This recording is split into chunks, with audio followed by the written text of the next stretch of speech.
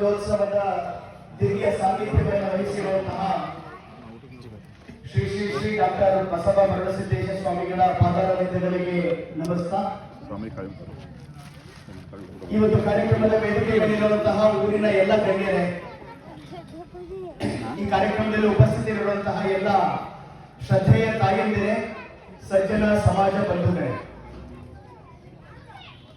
ಇವತ್ತು ಇಡೀ ದೇಶದಲ್ಲಿ ಎಲ್ಲ ಮಂಡಲಗಳಲ್ಲಿ ಈ ತರ ಹಿಂದೂ ಸಮಾವೇಶವನ್ನ ಆಚರಣೆ ಮಾಡ್ತಾ ಇದ್ದೀವಿ. ಹಿಂದೂ ಅಂತ ಹೇಳೋನು ಇವತ್ತು ಅತ್ಯಂತ ಸ್ವಾಭಿಮಾನಿಯಾಗಿ ಎದೆ ಎತ್ಕೊಂಡು ಹೇಳ್ತಿದ್ದಾನೆ, ನಾನು ಹಿಂದೂ. ಇಡೀ ಪ್ರಪಂಚದಲ್ಲಿ ಹಿಂದೂ ಅನ್ನುವಂಥ ವ್ಯಕ್ತಿಗೆ ಗೌರವ ಸಿಗೋದಕ್ಕೆ ಪ್ರಾರಂಭ ಆಗಿದೆ. ಇಡೀ ಪ್ರಪಂಚದಲ್ಲಿ ಅನೇಕ ಸಮಸ್ಯೆಗಳಿದೆ.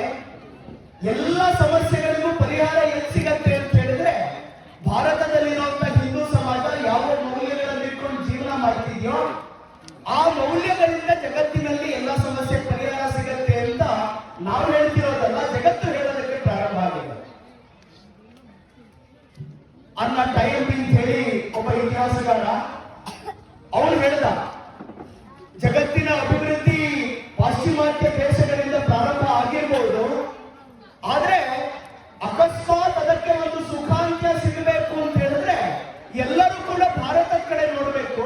ಅವಾಗ ಮಾತ್ರ ಜಗತ್ತಲ್ಲಿ ಸುಖ, ನೆಮ್ಮದಿ, ಶಾಂತಿ ನೆಲೆಸೋದಕ್ಕೆ ಸಾಧ್ಯ ಅಂತ ಅವ್ರು ಹೇಳ್ತಾನೆ. ಆ ಕಾಲ ಈಗ ಬಂದಿದೆ. ಜಗತ್ತು ಭಾರತದ ಕಡೆಗೆ, ನಮ್ಮ ಸಂಸ್ಕೃತಿಯ ಕಡೆಗೆ ನೋಡೋದಕ್ಕೆ ಪ್ರಾರಂಭ ಮಾಡಿದೆ. ಇವತ್ತು ಹಿಂದೂ ಸಂಸ್ಕೃತಿ ಅಂತ ಹೇಳಿದ್ರೆ ಜಗತ್ತಿನ ಎಲ್ಲರನ್ನೂ ಆಕರ್ಷಣೆ ಮಾಡುವಂತ ಒಂದು ಸಂಸ್ಕೃತಿ. ನಾವು ಹೀಗೆ ಇದ್ರೆ ಅನೇಕ ವರ್ಷಗಳ ಕಾಲ ಈ ಸಂಸ್ಕೃತಿಯನ್ನ ಅಚ್ಚುಕಟ್ಟಾಗಿ ನಡೆಸ್ಕೊಂಡು ಬಂದಿರುವಂಥದ್ದು ನಮ್ಮ ಹಿರಿಯರು, ನಮ್ಮ ಪೂರ್ವಿಕರು. ಹೂಶಿ ಅನ್ನುವಂತ ಒಬ್ಬ ಪ್ರೊಫೆಸರ್ ಅಮೆರಿಕಾದ ವಿಶ್ವವಿದ್ಯಾಲಯದಲ್ಲಿ ಕೆಲಸ ಮಾಡ್ತಿರ್ಬೇಕಾದ್ರೆ ಒಂದು ಪುಸ್ತಕದಲ್ಲಿ ಬರೀತಾನೆ, India conquered China for 2000 years without sending a single soldier. Bharat ಚೈನಾವನ್ನ ಪ್ರಭಾವಿತರನ್ನಾಗಿ ಮಾಡಿತ್ತು. ಎಷ್ಟು ವರ್ಷಗಳ ಕಾಲ ಅಂದ್ರೆ 2000 ವರ್ಷಗಳ ಕಾಲ. ಆದ್ರೆ ಒಬ್ಬನೇ ಒಬ್ಬ ಸೈನಿಕ ಭಾರತದ ಗಡಿಯನ್ನು ದಾಟಿ ಚೈನಾಕ್ಕೆ ಹೋಗಿರಲಿಲ್ಲ ಅಂತ ಹೇಳ್ತಾರಲ್ಲ. ಹಾಗಾದ್ರೆ ನಮ್ಮ ಸಂಸ್ಕೃತಿ ಎಂತ ಶ್ರೇಷ್ಠವಾದಂತ ಸಂಸ್ಕೃತಿ ಅಂತ ಕಲ್ಪನೆ ಮಾಡಿಕೊಳ್ಳೋಣ. ಡೇವಿಡ್ ಫ್ಯಾಲಿ ಅನ್ನುವಂತ ಇತಿಹಾಸಕಾರ ಹೇಳ್ತಾನೆ, ಜಗತ್ತಿನ ಎಲ್ಲ ನಾಗರಿಕತೆಗಳ ತಾಯಿ ಭಾರತೀಯ ಸಂಸ್ಕೃತಿ, ಹಿಂದೂ ಸಂಸ್ಕೃತಿ. ಜಗತ್ತಿನ ಎಲ್ಲ ನಾಗರಿಕತೆಗಳ ತೊಟ್ಟಿಲು ಯಾವುದು ಅಂತ ಹೇಳಿದ್ರೆ ಭಾರತ ಅಂತ ಅವನು ಹೇಳ್ತಾನೆ. ಹಾಗಾಗಿ ಭಾರತ, ಇಂಡಿಯಾ, ಮದರ ಬಜಾರ್, ನಮ್ಮೆತ್ತರ ತಾಯಿ ಅಂತ ಹೇಳ್ತಾನೆ. ಹಾಗಾಗಿ ನಮ್ಮ ಸಂಸ್ಕೃತಿ ಇಡೀ ಜಗತ್ತಿನ ಮೇಲೆ ಪ್ರಭಾವ ಬೀರಿದಂತಹ ಸಂಸ್ಕೃತಿ. ಯಾರ ದ್ವೇಷಕ್ಕೋಸ್ಕರನೋ ಇನ್ಯಾರನ್ನ ದ್ವೇಷ ಮಾಡೋದಕ್ಕೋಸ್ಕರ ಹುಟ್ಟಿದಂತ ಸಂಸ್ಕೃತಿ ಅಲ್ಲ. ಇನ್ಯಾರನ್ನೋ ಪ್ರಭಾವಿತರನ್ನಾಗಿ ಮಾಡೋದಕ್ಕೆ ಇವತ್ತು ಉಪಯೋಗಿಸ್ತಾ ಇರುವಂತಹ ಹಣನೋ, ತೋಳ್ಬಲನೋ, ಇನ್ನೇನನ್ನು ಉಪಯೋಗಿಸಿ ಸಂಸ್ಕೃತಿಯನ್ನ ಪ್ರಭಾವಿತರನ್ನ ಮಾಡಿಲ್ಲ ನಾವು. ಅದಕ್ಕೆ ಬದಲಾಗಿ ಜಗತ್ತಿಗೆ ಒಳ್ಳೆಯ ಮೌಲ್ಯಗಳನ್ನ, ಒಳ್ಳೆಯ ವಿಚಾರಗಳನ್ನ ಕೊಟ್ಟು ಇಡೀ ಜಗತ್ತನ್ನ ಪ್ರಭಾವಿತರನ್ನಾಗಿ ಮಾಡಿದ್ವಿ. ನಮ್ಮ ವಿಶೇಷತೆ ಅದು. ಇಡೀ ಜಗತ್ತಿನಲ್ಲಿ ಒಂದೇ ಒಂದು ದೇಶದ ಮೇಲೆ ಯುದ್ಧ ಮಾಡದೇ ಇರುವಂತ ದೇಶ ಯಾವುದು ಅಂತ ಹೇಳಿದ್ರೆ ನಮ್ಮ ದೇಶ. ಸಂಸ್ಕೃತಿಯನ್ನ ಬೇರೆ ದೇಶಕ್ಕೆ ತಗೊಂಡು ಹೋಗೋದಕ್ಕೆ ಕತ್ತಿಯನ್ನ, ಹಣವನ್ನ ಉಪಯೋಗಿಸದೇ ಇರುವಂತ ಸಂಸ್ಕೃತಿ ಅಂತ ಹೇಳಿದ್ರೆ ಅದ್ಯಾವುದು ಅಂತ ಹೇಳಿದ್ರೆ ನಮ್ಮದೇ ಸಂಸ್ಕೃತಿ. ನಾವೇ ಹೇಳಿದ್ವಿ, ನ ಕರ್ಮಣ ನ ಪ್ರಜೆಯ ನ ಧನೇನ ತ್ಯಾಗೇನೈಕೇನ ಮೃತತ್ವ ಮಾನಶು ಅಂತ. ಹಣದಿಂದ ಅಲ್ಲ, ಜನಸಂಖ್ಯೆಯಿಂದ ಅಲ್ಲ, ಮಾಡುವಂತ ಕೆಲಸಗಳಿಂದ ಅಲ್ಲ, ತ್ಯಾಗದಿಂದ. ಯಾವ ರೀತಿಯಲ್ಲಿ ಸ್ವಾಮೀಜಿಗಳು ಕೊಟ್ಟಿದ್ದಾರೆ, ತ್ಯಾಗದಿಂದ. ಯಾರು ತ್ಯಾಗಗಳಿದ್ದಾರೆ ಅವರಿಂದ ಅಮರತ್ವವನ್ನು ಪಡ್ಕೊಳ್ಳುವಂತ ಸಂಸ್ಕೃತಿಯಿಂದ ನಾವು ಹೇಳಿದ್ವಿ. ಅದರ ರೀತಿಯಲ್ಲಿ ನಡ್ಕೊಂಡು ಬಂದ್ವಿ. ಹಾಗಾಗಿ ಜಗತ್ತಿವತ್ತು ಹಿಂದೂ ಸಂಸ್ಕೃತಿಗೆ ನತಮಸ್ತಕನಾಗಿ, ಅಕಸ್ಮಾತ್ ಏನಾದ್ರೂ ಜಗತ್ತಲ್ಲಿ ಶಾಂತಿ ನೆಲೆಸಬೇಕಾದ್ರೆ ಅದು ಇವರಿಂದ ಆಗತ್ತೆ ಅನ್ನೋದನ್ನ ಇಟ್ಕೊಂಡು ನಮ್ಮನ್ನ ನೋಡ್ತಾ ಇದ್ದಾರೆ. ಹಾಗಾಗಿ ನಾವು ದೊಡ್ಡದಾಗಿರುವಂತಹ ಜವಾಬ್ದಾರಿಯನ್ನು ನಿರ್ವಹಣೆ ಮಾಡಬೇಕಾಗಿದೆ. ಆದ್ರೆ ಹಿಂದೂಗಳಿಗೆ ಹಿಂದೂ ಅಂತ ಹೇಳ್ಕೊಳ್ಳೋದಕ್ಕೆ ಒಂದು ಸ್ವಲ್ಪ ಕಷ್ಟ ಇತ್ತು. 100 ವರ್ಷದ ಹಿಂದೆ ಒಂದು ಸಂಸ್ಥೆ ಪ್ರಾರಂಭ ಆಯಿತು. ನಮ್ಮ ದೇಶದ ಪ್ರಮುಖರೇ ಹೇಳ್ತಾ ಇದ್ರು, ನನ್ನನ್ನು ಕತ್ತೇನೆ ಕರೀರಿ, ಹಿಂದೂ ಕರಿಬೇಡಿ ಅಂತ. Every Hindu is A cover, ಪ್ರತಿಯೊಬ್ಬರು ಹಿಂದೂ ಹೇಳಿ ಅಂತ ಹೇಳ್ತಾ ಇದ್ರು. ಹಿಂದೂ ಇಸ್ ಎ ಡೈಗ್ರೆಸ್, ಹೇಗೆ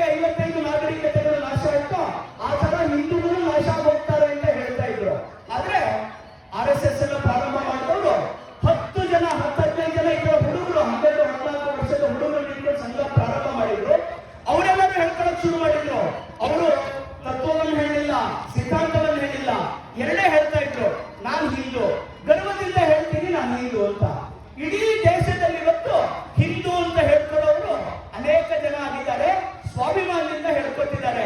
ಸಾಗರ ಭಟ್ಕಳ ಮಧ್ಯದಲ್ಲಿ ಯಾವುದೇ ಕಾಡಿನ ಮಧ್ಯದಲ್ಲಿರುವಂತ ಒಂದು ಮನೆಗೆ ಹೋಗಿ ನೋಡಿ, ಒಂದು ಮನೆ ಇದ್ರೂ ಕೂಡ ಆ ಮನೆಯ ಯುವಕ ಇವತ್ತು ಹೇಳಿರ್ತಾರೆ RSS ಇರ್ಲಿ ಬಿಡ್ಲಿ, ಆ ಮನೆಯ ಹುಡುಗ ಹಾಕ್ತಾರೆ ಪೋಸ್ಟ್ ಅನ್ನ ಗರ್ವದಿಂದ ಖರೀದಿಸು ನಾನೊಬ್ಬ ಹಿಂದೂ ಅಂತ. ಯಾಕೆ ಅಂತ ಹೇಳಿದ್ರೆ ಇವತ್ತು ಹಿಂದೂ ಸ್ವಾಭಿಮಾನಿ. ಎಲ್ಲದು ಹಿಂದೂ ಸಂಘಟಿತ ಆಗ್ಲಾರ ಅಂತ ಹೇಳ್ತಿದ್ರು, ಹಾಸ್ಯ ಮಾಡ್ತಿದ್ರು ನಮಗೆ. ಒಂದು ಹಿಂದೂ ಫಿಲಾಸಫರ್, ಒಬ್ಳೆ ಒಬ್ಬ ಹಿಂದೂ ಇದ್ರೆ ಶ್ರೇಷ್ಠ ವಿಚಾರಗಳನ್ನು ಹೇಳ್ತಾನೆ ತತ್ವಜ್ಞಾನಿ ಅವನು. Two Hindu there is a discussion, ಇಬ್ರು ಹಿಂದೂಗಳು ಸೇರಿದ್ರೆ ಅಲ್ಲಿ ಚರ್ಚೆ ಶುರು ಆಗುತ್ತೆ. 3 Hindu there is a quarrel, 3 ಜನ ಹಿಂದೂ ಸೇರಿದ್ರೆ ಜಗಳ ಆಗೇ ಆಗ್ತಾರೆ.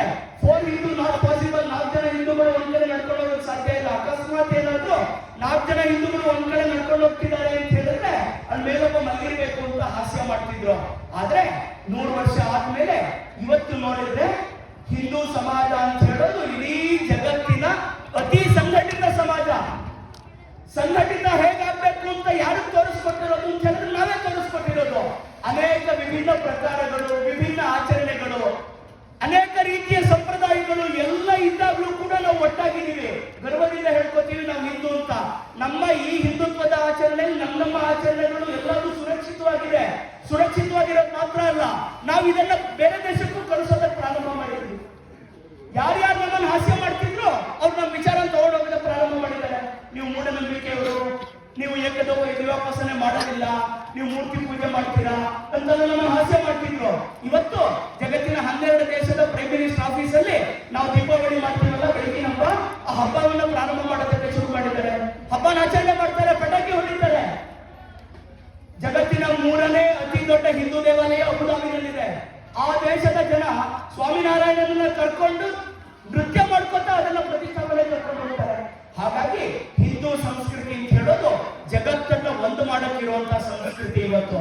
ಹಾಗಾಗಿ ಹಿಂದೂಗಳು ನಾವು ಇವತ್ತು ಸ್ವಾಭಿಮಾನದ ದಿವಸದಲ್ಲಿ ಇದ್ದೀವಿ. ಸ್ವಾಭಿಮಾನದಲ್ಲಿ ಇರ್ಬೇಕಾದ್ರೆ ಮರಿಬಾರ್ದಾಗಿರೋದು ಯಾವುದು ಅಂತ ಹೇಳಿದ್ರೆ, ಯಾವುದು ನಮ್ಮ ಮೌಲ್ಯಗಳು ಅದನ್ನು ಮರಿಬಾರ್ದು. 1400 ವರ್ಷದ ಹಿಂದೆ ಯಾವಾಗ ಈ ತರ ಸಂಸ್ಕೃತಿಯ ನಾಶ ಪ್ರಾರಂಭ ಆಯ್ತು, ಅವಾಗ ನಮ್ಮ ಸಂಸ್ಕೃತಿ ಮೇಲೆ ದಾಳಿ ಆಯ್ತು. ಆದ್ರೆ ನೆನಪಿಟ್ಕೋಬೇಕು, ನಾವು ಮಂದಿರಗಳನ್ನ ಕಳ್ಕೊಂಡ್ವಿ, ನಾವು ಅನೇಕ ದೇವಸ್ಥಾನಗಳನ್ನ, ಕೋಟೆಗಳನ್ನ ಕಳ್ಕೊಂಡ್ವಿ, ರಾಜ್ಯಗಳನ್ನ ಕಳ್ಕೊಂಡ್ವಿ, ಅದ್ರ ಮೌಲ್ಯ ಕಳ್ಕೊಳ್ಳಿಲ್ಲ. ಕಾರಣ ಏನು ಅಂತ ಹೇಳಿದ್ರೆ ಇದ್ರ 100% ಕ್ರೆಡಿಟ್ ನಮ್ಮ ದೇಶದ ತಾಯಿಯರಿಗೆ ಸೇರ್ಬೇಕು. ಯಾಕೆ ಅಂದ್ರೆ ಕುಟುಂಬ ವ್ಯವಸ್ಥೆಯ ಮುಖಾಂತರ ಮಂದಿರ, ಕೋಟೆಗಳನ್ನು ಕಳ್ಕೊಂಡಿದ್ರು ಕೂಡ ಮನೆಯನ್ನೇ ಕೋಟೆಯನ್ನಾಗಿ ಮಾಡಿ, ನಮ್ಮ ಮನೆಯ ದೇವರ ಮನೆಯನ್ನೇ ಮಂದಿರವಾಗಿ ಮಾಡಿ, ಇಡೀ ಎಲ್ಲ ಮೌಲ್ಯಗಳನ್ನು ಅಲ್ಲಿಗೆ ತಗೊಂಡ್ಬಂದು ನಮ್ಮ ದೇಶದ ತಾಯಿದ್ರು. ರಾಮ ಮಂದಿರದಲ್ಲಿ ಇರಲಿಲ್ಲ, ಅದು ನಮ್ಮ ಮನೆಯಲ್ಲಿದ್ದ. ವಿವೇಕಾನಂದರು ಮಂದಿರದಲ್ಲಿಲ್ಲ, ನಮ್ಮ ಮನೆಯಲ್ಲಿದ್ರು. ಅಣ್ಣ ಬಸವಣ್ಣನ ವಚನಗಳನ್ನ ಮನೆಮನೆಯಲ್ಲಿ ಹಾಡಿ ಕೇಳಿದ್ದೀವಿ. ಕಿತ್ತೂರಾಣಿ ಚೆನ್ನಮ್ಮನ ನಮ್ಮ ಮಕ್ಕಳಿಗೆ ವೇಷ ಹಾಕಿ ಚೆನ್ನಮ್ಮ ಹೀಗಿರ್ತಾರೆ ಅಂತ ತೋರಿಸಿದ್ವಿ. ಆ ಮೌಲ್ಯಗಳನ್ನ ಎಲ್ಲರಲ್ಲಿ ತುಂಬುವಂತ ಕೆಲಸ ಮಾಡ್ತಾ ಸಂಸ್ಕೃತಿಯನ್ನ ಮನೆಗೆ ತಗೊಂಡ್ಬಂದ್ವಿ. ಆ ಕುಟುಂಬ ವ್ಯವಸ್ಥೆ ಚೆನ್ನಾಗಾಗೋದ್ರಲ್ಲಿ ತಾಯಿಯರ ಪಾತ್ರ ಬಹಳ ದೊಡ್ಡದಿದೆ. ಆ ಕುಟುಂಬ ವ್ಯವಸ್ಥೆಯನ್ನು ಉಳಿಸ್ಕೊಳ್ಬೇಕಾಗಿದೆ. ಎಲ್ಲರನ್ನೂ ಒಳಗೊಳ್ಳುವಂತ ಸಂಸ್ಕೃತಿ ನಮ್ದು. ಸಾಮರಸ್ಯವನ್ನು ಉಳಿಸ್ಕೋಬೇಕಾಗಿದೆ. ನಮ್ಮ ಸಮಾಜದಲ್ಲಿ ಅನೇಕ ವಿವಿಧತೆ ಇದೆ. ಎಲ್ಲ ಮನೆಯ ಅಕ್ಕಪಕ್ಕದ ಮನೆಯಲ್ಲೇ ಆಚರಣೆಗಳು ವ್ಯತ್ಯಾಸ ಆಗುತ್ತೆ. ಆದ್ರೆ ಈ ಕಾರಣಕ್ಕೋಸ್ಕರ ಇಂದು ಜಗಳ ಮಾಡಿಲ್ಲ, ಹಿಂದೆನೂ ಮಾಡಿರ್ಲಿಲ್ಲ, ಮುಂದೆನೂ ಮಾಡಲ್ಲ. ಇವತ್ತು ಅದನ್ನ ಸರಿ ಮಾಡುವಂತ ಅವಶ್ಯಕತೆ ಇದೆ. ಮಾತೃವತ್ ಪರದಾನೇಶು ಪರದ್ರವ್ಯೇಶು ದೋಷವತ್ ಆತ್ಮವತ್ ಸರ್ವಭೂತೇಶು ಎಪ್ಪಶ್ಯತೆ ಸಮಂಡಿತ. ಬೇರೆ ನಾರಿಯರಲ್ಲಿ ತಾಯಿಯನ್ನ, ಬೇರೆಯವರ ಹಣವನ್ನ ಮಣ್ಣಿನಂತೆ, ಮತ್ತೆ ತನ್ನಂತೆ ಎಲ್ಲರನ್ನೂ ನೋಡೋನು ಮನುಷ್ಯ, ಅವನು ಪಂಡಿತ ಅಂತ ಹೇಳಿದ್ರು. ಆತರ ನಮ್ಮ ಸಮಾಜದ ಎಲ್ಲರನ್ನೂ ಒಂದೇ ರೀತಿ ನೋಡುವಂತ ವ್ಯವಸ್ಥೆ ನಮ್ಮಲ್ಲಿತ್ತು. ಅದನ್ನ ಉಳಿಸಿ ಬೆಳೆಸುವಂತ ಅವಶ್ಯಕತೆ ಇದೆ. ಇವತ್ತು ಹಿಂದೂ ಅಂತ ಹೇಳಿದ್ರೆ ಅವನು ಸ್ವತ್ವದ ಮೇಲೆ ನಿಂತ್ಕೊಳ್ಳುವಂತ ಒಬ್ಬ ವ್ಯಕ್ತಿ ಆಗ್ಬೇಕು.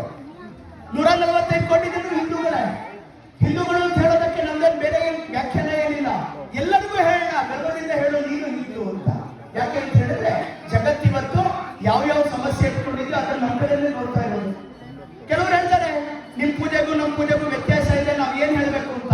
ಅವ್ರಿಗೂ ಹೇಳೋಣ, 100 ವರ್ಷದಿಂದ ಈ ಹಿಂದೂ ಜಾಗೃತಿ ಆಗಿದ್ರೆ ಅಕಸ್ಮಾತ್ ಖಂಡಿತವಾಗ್ಲೂ ಅವರು ಕೂಡ ಅವ್ರ ಮನೆಯಲ್ಲಿ ಬಸವಣ್ಣನ ತತ್ವಗಳನ್ನ ಹೇಳ್ತಾ ಇದ್ರು. 200 ವರ್ಷದಿಂದ ಏನಾದ್ರೂ ಈ ಜಾಗೃತಿ ಇದ್ದಿದ್ರೆ ಇವತ್ತು ಯಾರು ನಮ್ಮ ಪೂಜೆ ಬೇರೆ ಅಂತ ಹೇಳ್ತಿದ್ದಾರೆ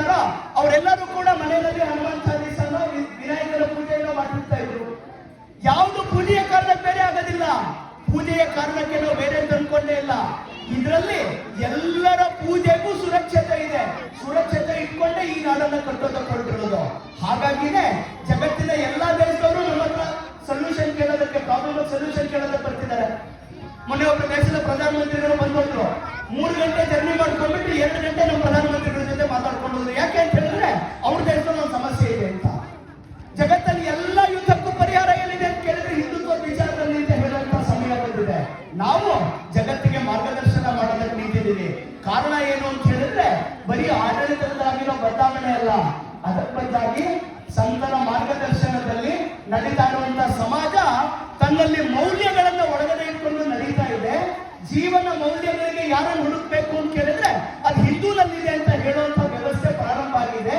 ಅಕಸ್ಮಾತ್ ಏನಾದ್ರೂ ಮೌಲ್ಯಗಳು ಅಂತ ಏನಾದ್ರೂ ಜೀವಂತ ಇದ್ರೆ ಅದು ಭಾರತದ ಹಿಂದೂ ಸಂಸ್ಕೃತಿ ಇದೆ ಅನ್ನೋದನ್ನ ಜಗತ್ತು ಹೇಳೋದಕ್ಕೆ ಪ್ರಾರಂಭ ಮಾಡಿದೆ. ಆ ಕಾರಣಕ್ಕೋಸ್ಕರ ನಾವು ಅದನ್ನ ನಡೆಯುವಂತಹ ಅವಶ್ಯಕತೆ ಇದೆ. ಜೀವನದಲ್ಲಿ ಅಳವಡಿಸಿಕೊಳ್ತಾ ಧೈರ್ಯದಿಂದ ಹಿಂದೂ ಅಂತ ಹೇಳ್ತಾ ಜಗತ್ತಲ್ಲಿರುವಂತಹ ಎಲ್ಲ ಸಮಸ್ಯೆಯನ್ನು ಪರಿಹಾರ ಮಾಡುವಂತ ಕಾಲ ಹತ್ರ ಬಂದಿದೆ. ಆ ಕಾರಣಕ್ಕೋಸ್ಕರ ನಾವೆಲ್ಲರೂ ಜಾಗೃತ ಆಗುವಂತಹ ಅವಶ್ಯಕತೆ ಇದೆ. ಜಾಗೃತ ಆದ್ರೆ ಮಾತ್ರ ಸಾಕಾಗೋದಿಲ್ಲ. ನಮ್ಮೇಲಿರುವಂತ ದೊಡ್ಡ ಜವಾಬ್ದಾರಿ ಏನು? ಪ್ರಪಂಚನೇ ನಮ್ಮ ಕಡೆ ನೋಡ್ತಾ ಇದೆ. ನಮ್ಮೇಲಿರುವಂತ ದೊಡ್ಡ ಜವಾಬ್ದಾರಿ ಏನು ಅಂತ ಹೇಳಿದ್ರೆ ಪ್ರಪಂಚದಲ್ಲಿ ಶಾಂತಿಯನ್ನ ನೆಲೆಸೋ ತರ ಮಾಡೋದು. ಶಾಂತಿ ಎಲ್ಲಿದೆ ಅಂತ ಕೇಳಿದ್ರೆ ಹಿಂದುತ್ವದಲ್ಲಿದೆ. ಆ ಕಾರಣಕ್ಕೋಸ್ಕರ ಯಾವುದೇ ಸಂಕೋಚ ಪಡದೆ ಹಿಂದುತ್ವ ಅಂತ ಹೇಳೋದು ಮುಂದಿನ ಜೀವನದಲ್ಲಿ ಎಲ್ಲರೂ ಇಡೀ ಪ್ರಪಂಚದ ಜನ ಪಾಲಿಸೋದ್ರಿಂದ ಜಗತ್ತು ಒಳ್ಳೆದಾಗುತ್ತೆ ಅಂತ ತೋರಿಸುವಂತ ವಿಚಾರ ಇರುವಂತದ್ದು. ಇದನ್ನ ನಾವೆಲ್ಲರೂ ಪಾಲಿಸೋಣ. ನಾವು ಇವತ್ತು ಹಿಂದೂ ಸಮಾವೇಶ ದಿವಸ ನಾವು ತೀರ್ಮಾನ ಮಾಡೋಣ, ಗರ್ವದಿಂದ ನಾವು ಹೇಳ್ತೀವಿ ಹಿಂದೂ ಅನ್ನೋದಲ್ಲ ಅನ್ನುವಂಥದ್ದು ಸಂಕಲ್ಪವನ್ನ ಮಾಡೋಣ. ಹಿಂದುತ್ವದ ಮೌಲ್ಯಗಳನ್ನ ನಮ್ಮ ಜೀವನದಲ್ಲಿ ಅಳವಡಿಸಿಕೊಳ್ಳೋಣ, ಜಗತ್ತಿಗೆ ಮಾರ್ಗದರ್ಶನ ಮಾಡೋಣ ಅನ್ನುವಂಥ ಮಾತನ್ನ ಹೇಳ್ತಾ ನನ್ನ 4 ಮಾತುಗಳನ್ನ ನಮ್ಮ ಪೂಜ್ಯರ ಪಾದಾರ ವಿದ್ಯೆಗಳಿಗೆ ಸಮರ್ಪಣೆ ಮಾಡ್ತಾ ನನ್ನ 4 ಮಾತುಗಳನ್ನ